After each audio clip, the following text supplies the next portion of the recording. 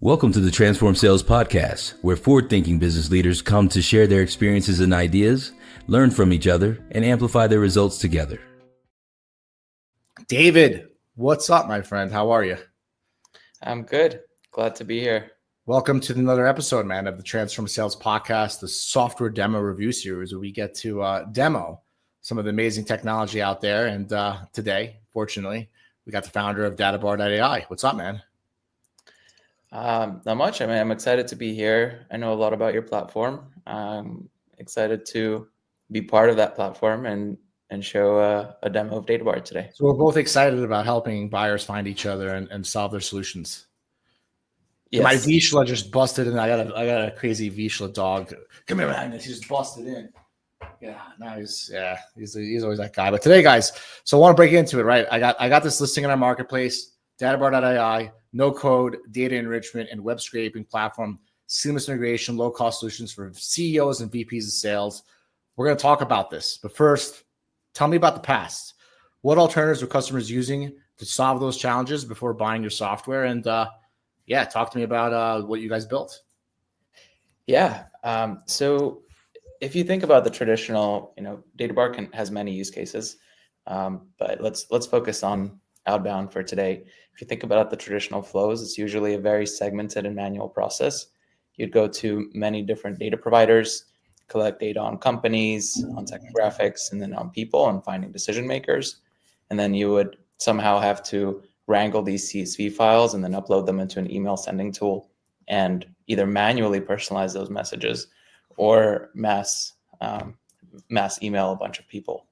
Now, the problem with the traditional tools that people are using, the traditional flows, is that if you're sending out mass emails and spraying and praying, that's not really an effective method anymore. In 2025, you have to be ultra targeted with your outreach. And if you want to personalize and you don't use AI, you're going to be spending a ton of money and being left in the dust by your competitors. So if we're talking about specific tools, usually people would go to single data providers to get information. So you might use like a Zoom info for a company and contact data. You might use Alusha. You would use LinkedIn for researching people and companies. You'd use BuiltWith separately for technical data, and so on. And then plus a lot of manual work and outsourcing. Makes sense. And then as you mentioned, before using your product, they had to use multiple providers, multiple systems. So they were basically having to just take data from multiple sources and clean them in multiple areas and then combine them back together to get the output, which is what you guys do. So in a way, you guys are also an alternative, a cost-effective alternative, I know, to Clay and a few other players in the space that are trying to fix similar problems. But let's get into maybe some of the key features in regards to in regards to seamless integrations, low costs for VC. I'm a CEO, a VP of sales, right? And I want low cost data, and I don't want to have multiple platforms. I don't want crazy contracts with Zoom Infos or Apollos, which they're all great, by the way. They're on our marketplace too, but they are expensive. What key features would you guys want to show us today to show how you make it easy for CEOs and VP of sales that just want to get low cost data quickly and fast? Yeah. So you actually mentioned that point about companies using multiple data providers. Actually, the average org from our research has subscriptions to 5 to 7 data providers. So I think today, there's a few things I want to show. One is list building. That's something that I'd say we're probably one of the best in the market for. Multi-provider enrichment and personalization and web research with AI. So we can jump right into it, or go over like a. Can I give you a use case, or you got something set up? I need some help. I got a few set up, but we can try running. No. We'll keep you. Let's improvise. Yeah. All right. We can improvise. Let me know when you can share your screen. I'm ready to go. 1 second.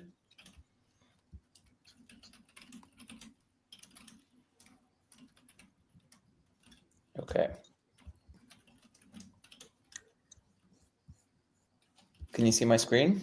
I can. I got to push another button to add you to the stage. Great. I was successful in pushing that button. Challenging at first, but then I found it. So this is what, broadly speaking, Databar solves several problems. One of them is AI outbound, inbound led outbound. And then we also have a really big use case in CRM enrichment. Yeah. And For anybody listening, inbound led outbound, would you refer to outbounding the people that are identified on your website? Yep, that's one. Or people who signed up to your website. Cool. Yep. So this is actually like a really good example of a table that does just that. We actually use this internally for our own onboarding. So this table is just a regular spreadsheet. If you use Google Sheets or Excel, you'll be familiar with this. And in here, we have a webhook connected, which streams the links of companies that signed up on Databar. And then from this link, we start to collect a bunch of info from different data providers. So in this case, I'm using Owler to get the logos, the names, descriptions, LinkedIn, and headcount of each company that signs up on Databar without actually asking this information in onboarding. So it makes the onboarding process much smoother. And then we actually take it a step further, and Databar has a native, our own AI researcher, where you can pass in a company website. It'll go to that website and find any other data that's not available in the data provider. So it can actually fill in all those gaps that a traditional data source wouldn't have. In this case, we take the website and we get the top 3 features that the service has. So in our case, the top feature is AI web scraping. For you guys, it's 90% client match rate. Get paired with businesses needing your expertise. And then we have 2 more of those features, and we find out the ICP of this company. And now we take this ICP and we feed that into a kind of like a suggester agent, which will now take this information and suggest a connector on our website that they would be interested in. So for example, one business might want to see a Google Maps scraper for local leads. Another one would be interested in a SaaS database. The third one would be interested in investors, and so on. So this way, we were able to, I think, like 3x our activation rate for new customers by suggesting things that are extremely relevant to them. And it all happens automatically in the background. So it's basically also adding the context so that an SDR or AE is ready to go with an actual message that's tailored to them based on what your system finds out about them, as far as like what business challenges they might have, basically by looking at their site, right? And looking at triggers. Exactly. Yeah. But looking at their site is not where it stops. So one way you can do it is you can look at the growth rate of the company, right? Like you can look at how much did they grow in the last quarter, or did they make any recent hires? Do they have any open job postings? Is there news about them? Did they recently raise a round? So you can basically, like, one of the big advantages of using Databar and having access to 80 different data providers inside one platform is that you can experiment with different hypotheses really quickly and really easily without involving your development team, without any complex integrations. Simply drag and drop, and it works in the background. Would you say that also in a way, you're also solving the challenge of obviously accurate email data, accurate mobile data, but also trying to find intent? Like you're using these 80 data providers to also add on a kind of form of intent for a message, knowing that it's not good enough anymore just to have an email and a mobile number. You have to have a little bit more about them to break through to them. Yeah. So that is actually, I have another table for that open. So this is an example of building a outbound. Ooh. I'll wait for you to get back. Let my dog out. He was crying. So this is an example of a outbound flow, which basically takes in all the companies that are currently hiring on LinkedIn. So let's say we want to find companies that are currently hiring someone in business development. Let's do New York. So Databar will help you build that list in real time. And then once the data gets into the table, you'll see it automatically populate with real-time data. Databar is actually one of the fastest platforms in the market today. We did a lot of benchmark testing on that. So you don't have to wait for hours for like a 10,000 person list to finish up. And then it automatically also searches for people at those companies. So let's say in this case, we have, what company was that? We had Paces.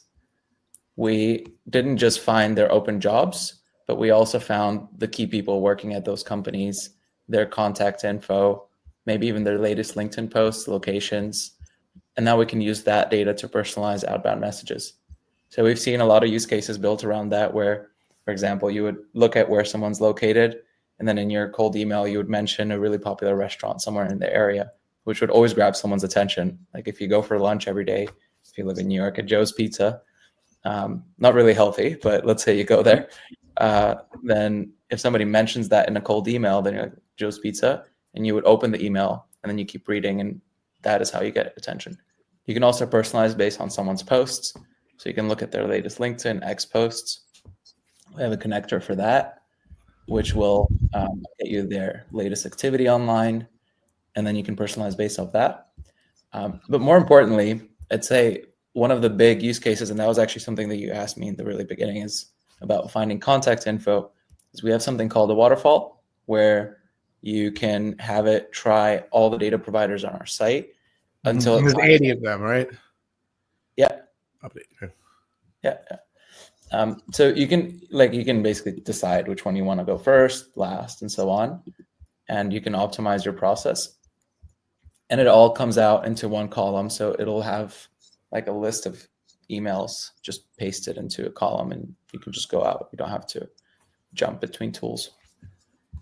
Makes sense. And for anybody who doesn't understand what the waterfall process is, would an easy way of describing that just be like stacking different data providers on top of each other and using them all in a way to give you one output that's the best of all of them, almost kind of thing? Like, hey, we're taking the 80 and we're going to pull out the best fields, the most accurate fields out of all of them. So you just get one output, but we've used these 80. Is that a good, what's an easy explanation for that? Yeah, waterfall is basically what it does is it if you're, let's say, looking for an email address, there might be 10 data providers that have the same data sets, but different databases and different coverage in different regions and different industries. So you don't have to go and jump between different data providers for different geos. You just upload one list, and the waterfall will automatically cycle through each data provider until it finds you that email. And you can do the same for phone numbers, emails, company data. The concept's actually not that new. I think there was a company called Captain Data that had it a few years back, but only recently has it started being applied towards outbound. Yeah. And there's a reason for it. Is it can increase your coverage up to like 7x. You know, instead of having a list that's 20% filled, you leave with a list that's 90 or even 100% filled. So you can target more companies, and you're actually going after the customers that you're interested in. Well, yeah, and there's also more to it, right? Every bad number, bad email hurts your domain. It wastes your time on your employee, right? It affects their training and ability to be coached on call. So there's a lot of downstream effects of bad data that can really jack up your cost of customer acquisition, even from a salary standpoint to having your domain standpoint. Are you also able to pull in things like TikTok handles, Twitter handles, things like that as well? Because I'm noticing too, like for me personally, like I'm starting to like want to connect with people on X, because I notice like their content on X is just more authentic. It's like more real, right? So like I want to almost have the same followers in LinkedIn that I do just on X, so I can really hear what they really like, and get like the honest version of them. Is that something that you can use with your system? I can pull up like X profiles or something like that for all these people. Yeah, we have a pretty cool connector, which doesn't just get you X profiles, it gets you the emails of the followers of those X profiles. So you can just give like an X handle, and it'll get you the emails of the people who follow them or react to their posts. We have several data providers for that.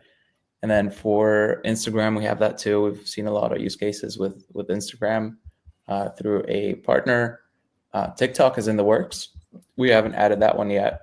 But there's actually a really cool data set that we're currently in testing, which doesn't just get you the data of those profiles. It can actually find your mutual connections with them. So let's say you, Amir, you upload a list of people you want to target, and we'll tell you you have 5 mutual connections with these 10 people, and here's who you should reach out to get in touch with this person. And using that language in the message, right? You could, yeah. You can craft the full process. Yeah. That makes sense. Talk to me about like some of my, okay, I'm going to go to San Francisco for a month in May. What I want to do is I want to contact and actually speak to companies that are already hiring teams in Latin America, because that's a big department in my marketplace. Is that something that I could also use your software for as well? Yeah, potentially. So you're hiring people in Latin America, you said, right? Yeah. Well, they are. I want to find companies in San Francisco that they are hiring in Latin America. Companies like Apollo hire in Latin America, Ring Central, Expensify, those are ones I know. How would I find more? Does that make sense? Would that be like, yeah, how would that look like? And you don't need to demo that now. If you can show it, great. If not, you could walk me through it verbally. With the positions that they're hiring, would they be more likely to put something up on Indeed or LinkedIn? Yeah. So we have a LinkedIn job boards data set. Another one actually because I already showed the LinkedIn one, a pretty cool one is our partner from their stack. They have a data set which just searches job postings across the web. So in this case, what kind of position would it be? Let's do sales positions. Okay. Let's just run this one for now. So this connector, what's nice about it is that it'll go not just to LinkedIn, it'll go to many different places, and you can add a bunch of filters like locations, technologies that the company's using. Do locations. Do Colombia. See what we got. Colombia, like that, or with a yeah. No, the Colombia, like you spelled it correctly, not the shirt. Okay. Let's do it. Let's see if there's coverage there. Nope. They didn't give us Colombia. Let's try another one in Latin.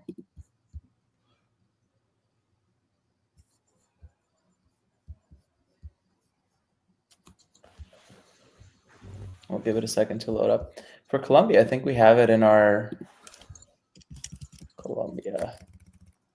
Yeah, we don't have that with geo, but definitely one we should add.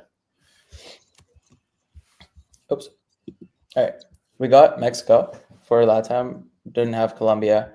In this case, so this actually is like a really good display of why you want to use one platform, which lets you use multiple data providers. So in this case, actually, their stack is a really good data provider, particularly in the US and Europe. But obviously, no single data source will have all the data that you need. So if this doesn't have everything you need, you might want to try Indeed. You might want to try LinkedIn, another data source, and experiment until you find something that works. Usually, this is a process that takes many, many hours, even weeks, to figure out. Like the procurement process for a data source, a single data source, can take anywhere from 1 week to 2 months. Here, with each data source, you're spending maybe like 20 minutes, 15 minutes to experiment with it and see if it works for you. Yeah, makes sense to me. Talk to me about like a task perspective. What kind of tasks, deliverables, people are involved in setting up Databar.ai, and how long does it take to reach full productivity? Is this something where people need to hire a GTM engineer, or is it something they can do themselves? Like, how do you see CEOs and VPs of sales that are checking out this listing? Like, how do they end up using your software from a task, deliverable, and people perspective? Yeah, so you mentioned, I think, Clay in the beginning. So I think one of the big troubles of products like Clay and us is that there's a bit of a learning curve involved usually. And that's because it's just a complex product out of the gate. If you're trying to work with different data providers, there's always going to be some sort of technical curve. What we aim to do and what we believe in is that, people without technical skills should be able to build sophisticated and tailored workflows really easily and really quickly. AKA the no code that's written right in the listing. Yeah, makes sense. Yeah. So I think one of the big things of how we approach things is we're trying to dumb things down as much as possible, simplify it as much as possible. And we're coming out with something actually pretty exciting in a couple of weeks, which will make a huge leap forward in that direction, is making these workflows really, really easy to build and create. So usually I have a lot of agencies working with Databar. But we also have end users like companies, let's say like SDRs within a go-to-market team that would be using directly. But I think if I can understand you correctly, you're saying that from a man standpoint, you might want to have someone who's good with spreadsheets, right? I think that's okay to say. Yeah, you could. Yeah, everyone works with spreadsheets. Yeah, I might get something wrong with that, right? Right. Having somebody that's good with spreadsheets could be the CEO, VP sales, or could be a GTM SDR that you hire is a plus. And then obviously from what I heard, you're just trying to make it easier. You're trying to make it even easier than that. You're starting to talk about your roadmap a little bit, but right now having somebody with spreadsheets is a plus, right? But that's okay. It's better than having somebody who's got like a PhD in like Elasticsearch and things like I ever tried using Elasticsearch. It's a fucking nightmare. Let me tell you. So while it's no code and it's easy, you can't get away from not having a basic spreadsheet experience, which I think is fair to say, right? Yeah.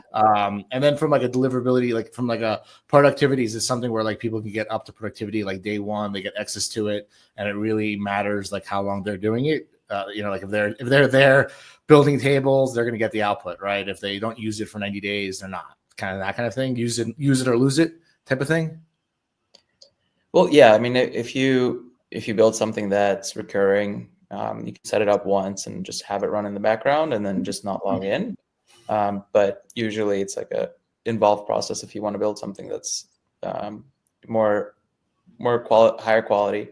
One of the things that I think is actually most important to know before using any tool like ours, Clay, or anything else is knowing who you want to target and what kind of criteria you want to use to qualify prospects, and then what kind of persona you're looking for in your company. So there's probably more of like a sales or marketing work that needs to be done, or knowledge. You can't fix all the problems, right? So like there's still gonna be some work. You're just not gonna have to do multiple. You're not gonna have to go into 80 different systems. Right. So off the bat, like in the past, you'd have to do these 80 systems, pull it together, create even more complex sheets. So you made it easier, faster, and cheaper, but it's not perfect, right?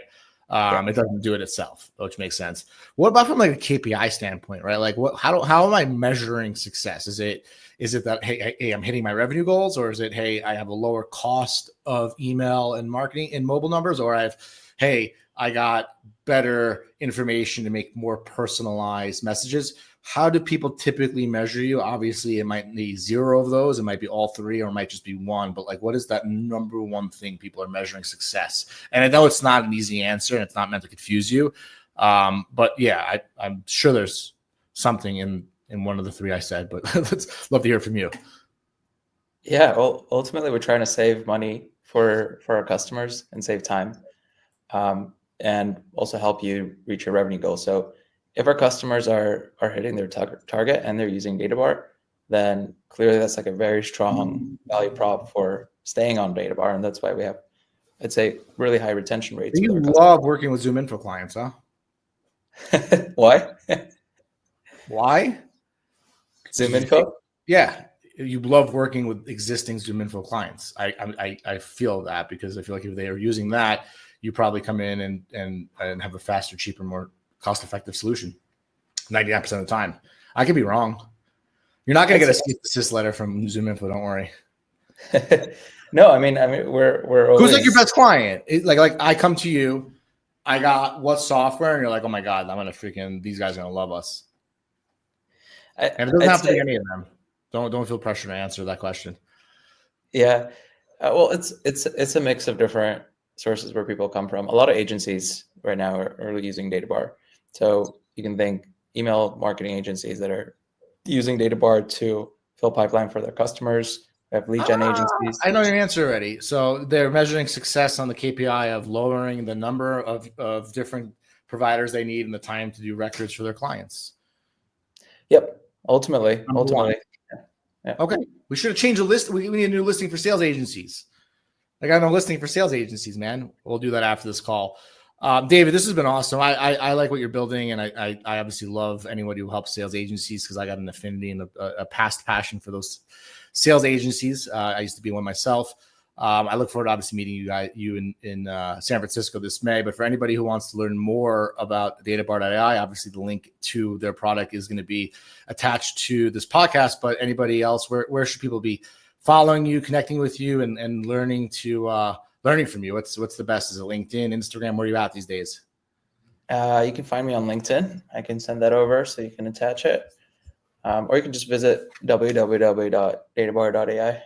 Yeah, or you can grab his mobile number and WhatsApp him directly. He probably doesn't like that, but that's how I did it.